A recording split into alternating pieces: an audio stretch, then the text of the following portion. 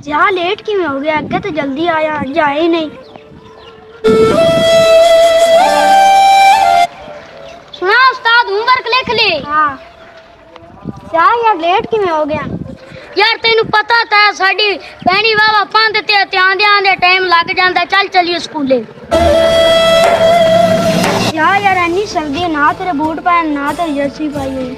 भरावा तेनू की दसां, इत्थे तेनू पता दिहाड़ी नहीं वड्डी लभदी ते साडी एक बहनी हैगी है पिंड तू बाहर ते घरे कोई वड्डा भी कोनी ते अब्बा लोर लूर नहीं जा सकदा दिहाड़ी करन।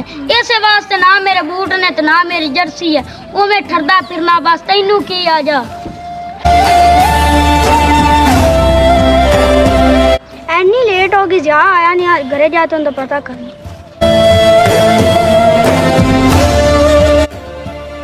अब्बा तेनू की दसां, ताप बड़ा बेड़े ते बड़ा जलील कीती खड़े। सुबह सुबह ठंड लग गई दिया। पुत्तर मैं की करा, इत्थे दिहाड़ी लगी नहीं, तेनू पता है ते अपना घर है सुंज दे विच। मैं हुण लाहौर भी नहीं जा सकदा, करा तां की करा, थानू कल्ला नहीं छड्ड सकना, इत्थे काम लभदा नहीं। बच्चा हुण मैं जाना जे किधर कोई हिसाब किताब लगदा, तेरे जोगी दवाई भी लियाना ते कोई तेरी जर्सी जुर्सी या तू कोई लंडे तो बूट लाया सा या कोई हिसाब ला सा, तू सुबह सुबह स्कूले जाना हुंदा है। जे ये ना किता ते तैनू रोजाना ठंड लग जासी ते तू स्कूले किवें अपड़ से एक पंध वावा बन जांदा है।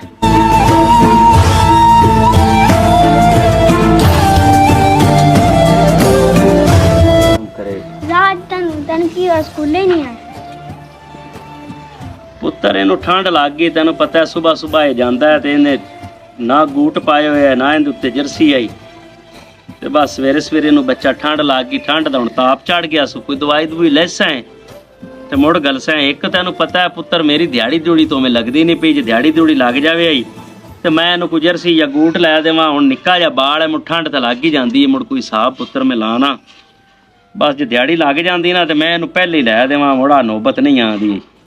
बस दुआ कर हुण, इहदे उस्तादां नूं दस देवीं भी ओनूं बुखार हो गया है ते बुखार लत्था ते ज़िया आ जासी है। चंगा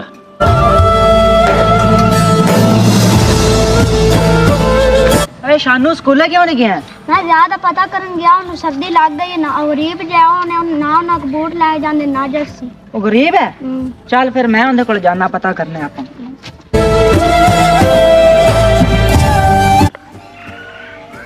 हुण की करिए, कुछ समझ नहीं आंदा पिया।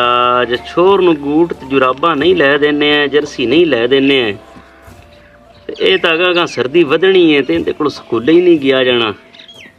एक हुण ताप है, जे ताप की दवाई लियाइए तो 200-250 रुपया वो बन जाता है। एक जा कोई अल्लाह वाला निगे च भी कोई नहीं भी जेड़ा आ सी कोई सोच सी मेरा या मेरे मने आ ते मेरा पता ही कर लवे भी केड़े हालात च हैं। की करा, ये तो बड़ा मसला बन गया।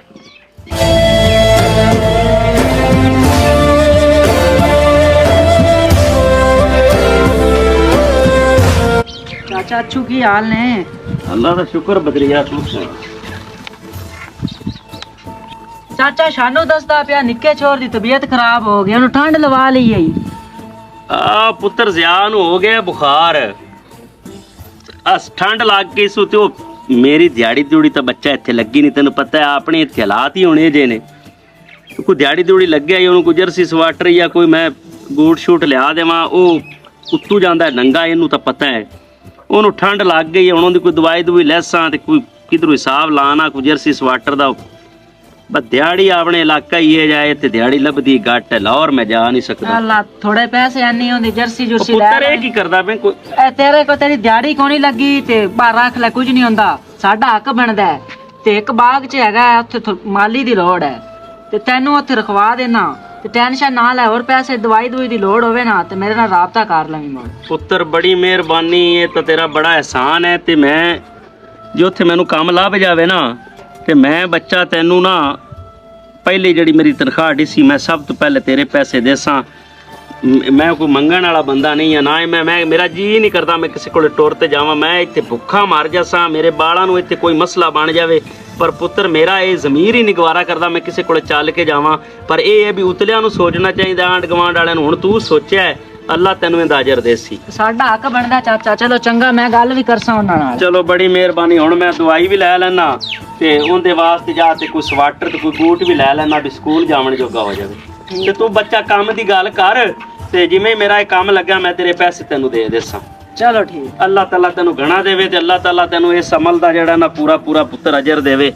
ਚੰਗਾ ਕੀਤਾ ਹੀ ਬੱਚਾ, ਚੰਗਾ ਕੀਤਾ ਹੀ। ਵਾਹ ਮੇਰੇ ਮਾਲਕਾ, ਦੁਨੀਆ ਤੇ ਤੇਰੇ ਬੜੇ ਚੰਗੇ ਬੰਦੇ ਨੇ ਤੇ ਬੜਾ ਜਿਹੜਾ ਨਾ ਰਹਿਮ ਦਿਲ ਬੰਦੇ ਨੇ ਤੇਰੇ। ਇਹਨਾਂ ਦੇ ਸਿਰ ਤੇ ਤੇਰੀ ਦੁਨੀਆ ਚੱਲਦੀ ਪਈ ਹੈ ਮੇਰੇ ਮਾਲਕਾ, ਇਹਨਾਂ ਦੇ ਸਿਰ ਤੇ ਤੇਰੀ ਦੁਨੀਆ ਚੱਲਦੀ ਪਈ।